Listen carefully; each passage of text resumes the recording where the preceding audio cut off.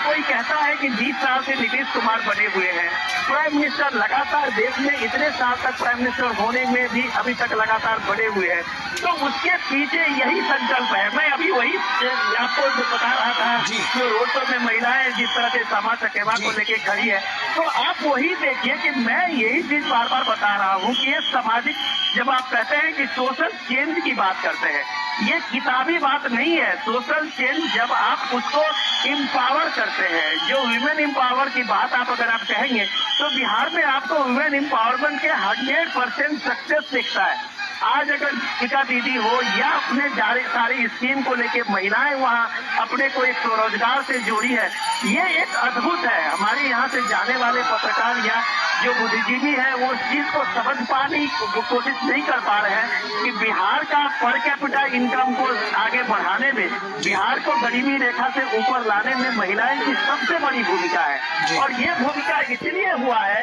कि इसको इंश्योर करने में प्राइम मिनिस्टर मोदी और नीतीश कुमार का बहुत बड़ा योगदान है।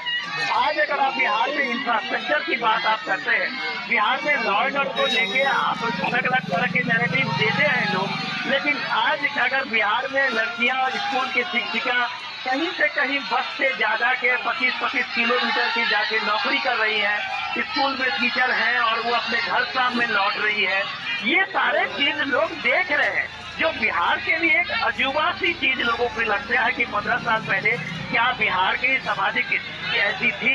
नैरेटिव बनाने के लिए बिहार के परसेप्शन में चाहे लोग जिस तरह की बात करें, लेकिन ये रोड शो आप जब कभी आते हैं, समाज के हर तबके के लोग इस रोड पे आजू बाजू में खड़े हैं और प्राइम मिनिस्टर का स्वागत कर रहे हैं, तो आप मान सकते हैं कि जो डेवलपमेंट को लेके एनडीए के 20 साल के शासन में निश्चित तौर पर ये डेवलपमेंट और जो तमाम बातें हैं ये बहुत महत्वपूर्ण है। विनोद जी आप बने रहिए हमारे साथ, और राजेश राज का भी रुख कर लेते हैं।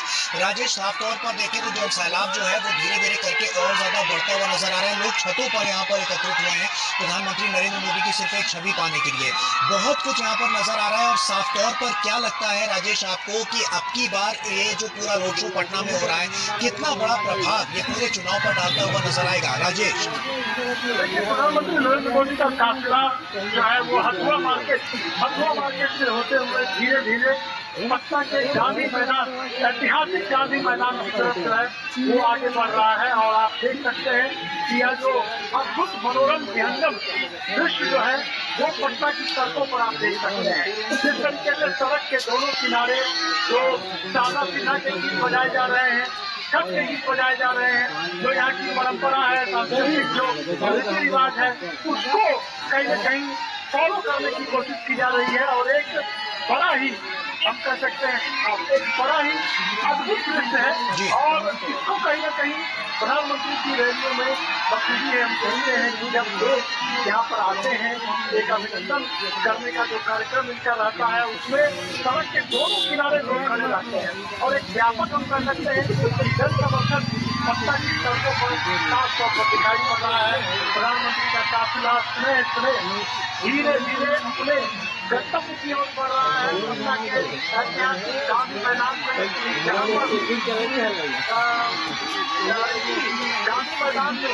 जयप्रकाश नारायण से जैसे आंदोलन में मुख्तार खलीफी, डॉक्टर अम्बेडकर की अनेक कविताओं का जला रहा है पटना का गांधी मैदान, वहीं पर आकर का काफिला खत्म होगा। लगभग 2 किलोमीटर का रोड शो, जिसमें सड़क के दोनों किनारे हम कर सकते हैं कि जो है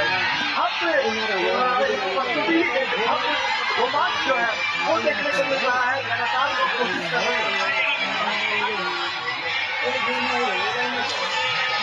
निश्चित तौर पर राजेश ये जो तस्वीरें हैं बहुत कुछ बयां कर रही हैं, और प्रधानमंत्री की छवि पाने के लिए लोग यहाँ पर किस तरह से उपस्थित हैं और जोरदार स्वागत करते हुए नजर आ रहे हैं।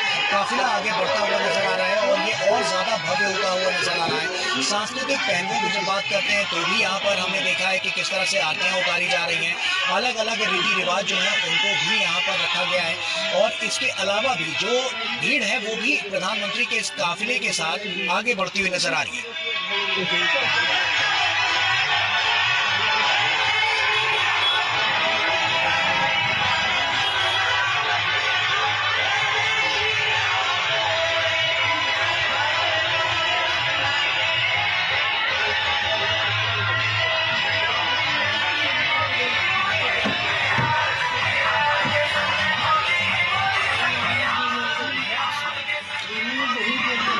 तौर पर ये जो पूरा रोड शो है वो अपने आप में तमाम कहानियां समेटे हुए हैं, और ये कहानियां जो विगत 11 वर्षों में जिसकी शुरुआत हुई और उसके बाद से लेकर अभी तक लगातार हम देख रहे हैं कि जो उपलब्धियां हैं वो सरकार ने हासिल की, और उसके बाद लोगों से ये जो जुड़ाव है वो साफ तौर पर नजर आ रहा है। विनोद जी, लगातार हम देख रहे हैं काफिला आगे बढ़ता हुआ नजर आ रहा है, और उसी के साथ साथ ये जो भव्यता है वो और ज्यादा दिव्य और भव्य होती हुई नजर आ रही है। अब की बार के चुनाव में अगर हम देखें तो तमाम ऐसे मुद्दे जो प्रभावी हैं, जो आपने भी गिनाए और उसके अलावा भी आपने लेकिन अब की बार जो स्थितियां हैं वो आपको क्या लग रही है, क्योंकि ये रोड शो जो है उससे साफ तौर पर जो जुड़ाव है वो और ज्यादा मजबूत और सशक्त होता हुआ नजर आएगा। क्या लगता है आपको कि आने वाली राह अब और कैसी होने वाली है, और कितनी मजबूत अब की बार भारतीय जनता पार्टी इस पूरे चुनाव में उभर कर नजर आएगी बिहार की दृष्टि से देखें तो? देखिए, सबसे इम्पोर्टेंट चीज, देखने वाली चीज इस रोड शो पे ये है भरोसे का।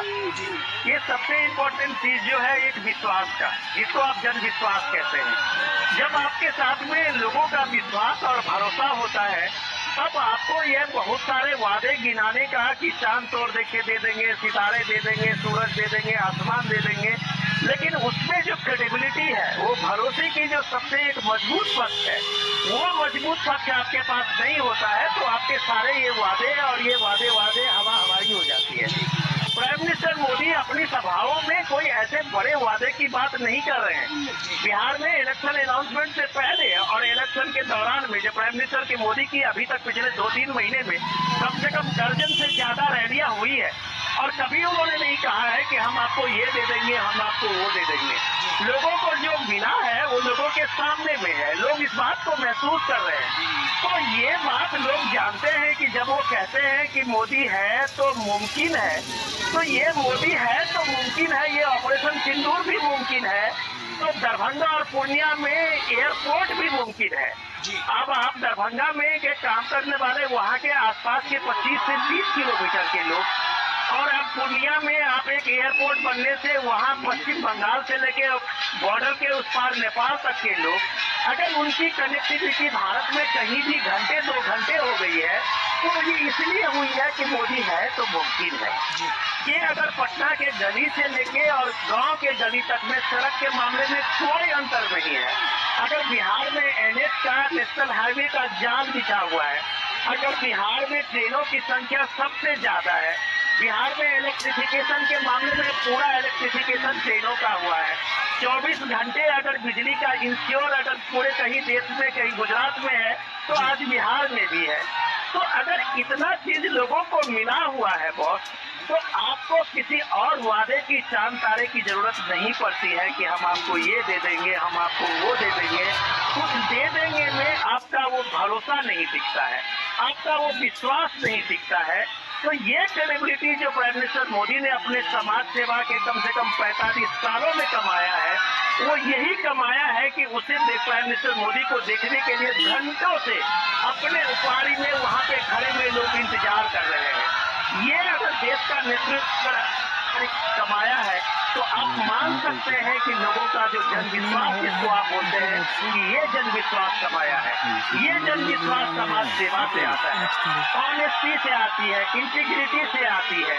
ये चीज अगर नरेंद्र मोदी ने कमाया है तो आप ये कह सकते हैं कि जनता का यह मिला हुआ आशीर्वाद ही उन्हें तीसरे टर्म में प्राइम मिनिस्टर मोदी बनाया है। अगर आप कह सकते हैं कि नीतीश कुमार को भी इतना लंबा शासन का जो जनता ने अनुभव दिया है, और ये इसलिए दिया है कि उसके प्रति लोगों का विश्वास है। आप किसी भी पीढ़ी के चले जाए बिहार में, बुजुर्ग से लेके और नई पीढ़ी तक का, क्या ये विश्वास दूसरे दल के नेता या विपक्ष के नेता ने इन वर्षों में कमाया है? अगर वो नहीं कमाया है तो इसका साफ मतलब है कि क्रेडिबिलिटी के स्तर पे नीतीश कुमार अभी बिहार में सबसे आगे है। तो यही नतीजा है कि उनके बारे में सारे भ्रम, सारे नैरेटिव झूठे साबित होते हैं। जब पटना में, इसी पटना शहर में आप 15 दिन पहले बिहार के अलग अलग हिस्से में राहुल गांधी वोट चोरी वोट अधिकार यात्रा निकाल रहे थे। आज अगर इस रैली को देखें, आज अगर इस रोड शो को देखें, तब उनको पता चलेगा कि प्राइम मिनिस्टर मोदी के लिए लोग किस तरह से वोट करते हैं और किस तरह से वोट का लोकतंत्र में किस तरह से लोगों का जुड़ाव होता है, जो ये साबित करता है अपने नायक के लिए, अपने नेतृत्व के लिए। तब आपके पास सिर्फ नैरेटिव होता है, जो नैरेटिव कोई नहीं मानता है, जिस नैरेटिव का कहीं कोई असर नहीं होता है। तो ये इसमें 24/7 का है। ये कैजुअल पॉलिटिक्स नहीं है कि आप 1 महीने 2 महीने के घूमने के बाद कभी एक बिहार का दौरा कर लेंगे। ये चीजों से नहीं होता है आज की तारीख में राजनीति में। आज बिहार भारत में जो मानक स्थापित किया है प्राइम मिनिस्टर नरेंद्र मोदी ने, चाहे नीतीश कुमार ने या उनके पीढ़ी के लोगों ने, वो नई पीढ़ी को ये देखना होगा, समझना होगा कि राजनीति तुकबंदी नहीं है, राजनीति 24/7 का बिजनेस है। इस बिजनेस में अगर आपके पास मतदान नहीं है तो आप राजनीति में पाँव आपके उभरेंगे। आप नैरेटिव के बल पर अपनी राजनीति लंबी नहीं चला सकते हैं। ये प्राइम मिनिस्टर मोदी ने इस देश में एक तरह से साबित किया है। जो भी बुद्धिजीवी लोग दिल्ली में देखे, इको सिस्टम अलग अलग अपने तरह से नैरेटिव बनाते हैं, लेकिन हर नैरेटिव अगर धराशायी होता है तो इसके पीछे यही जन विश्वास है, जो ये बताता है कि राजनीति आज की तारीख में 24/7 की सेवा की राजनीति है। अगर आप राजनीति को कैजुअल लेते हैं, आप एक टूरिज्म बनाते हैं इलेक्शन को, तो कभी भी आप जनविश्वास में खड़े नहीं उतरेंगे। और ये आशीर्वाद जो प्राइम मिनिस्टर मोदी का जनता का मिला है, वही उसे जननायक बनाता है, वही प्राइम मिनिस्टर मोदी को राष्ट्रनायक बनाता है, वही सबके शासन में, समाज सेवा में स्टेबिलिटी देता है, जिसका फायदा पूरे देश को मिलता है, समाज को मिलता है, महिलाओं को मिलती है। जी, तो साफ तौर पर देखें कि यहाँ पर जो पूरा भव्य रोड शो है वो नजर आ रहा है। बहुत बहुत शुक्रिया विनोद जी, तमाम यहाँ पर इस पर रोशनी डालने के लिए और तमाम जो अलग अलग तरह की जो बातें हैं उसको उजागर करने के लिए विनोद जी आपका शुक्रिया। इस रोड शो में आप देख सकते हैं कि किस तरह से जो भव्य यहाँ पर जो तस्वीरें हैं वो नजर आ रही है।